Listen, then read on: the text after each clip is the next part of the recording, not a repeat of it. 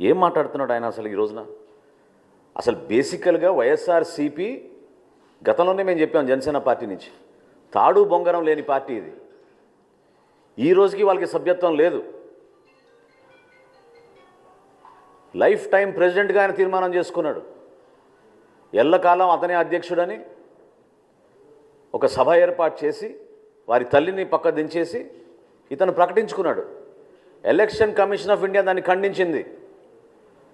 అటువంటి సిస్టమే లేదు, అటువంటి ప్రొసీజరే లేదు, మీరు ఎట్లా డిసైడ్ చేసుకుంటారు మీ పార్టీ ప్రెసిడెంట్ ఎవరు? అది ఆ విధానం కాదని ఆ రోజు చురకలు వేసింది. అందుకనే అంటున్నాను నేను, ఇంకిత జ్ఞానం లేని వ్యక్తి, రూల్స్ పాటించని వ్యక్తి తన సొంత వైఎస్ఆర్సీపీ పార్టీకి సభ్యత్వం లేదు. ఈరోజు వారి పార్టీ అధ్యక్షుడు ఎవరో కూడా వాళ్ళు తేల్చుకోలేని పరిస్థితిలో వాళ్ళు జనసేన పార్టీ పైన, మా పార్టీ అధ్యక్షుడు పవన్ కళ్యాణ్ గారి పైన చేస్తున్న వ్యాఖ్యలు నిజంగా చాలా విచిత్రంగా అనిపిస్తున్నాయి.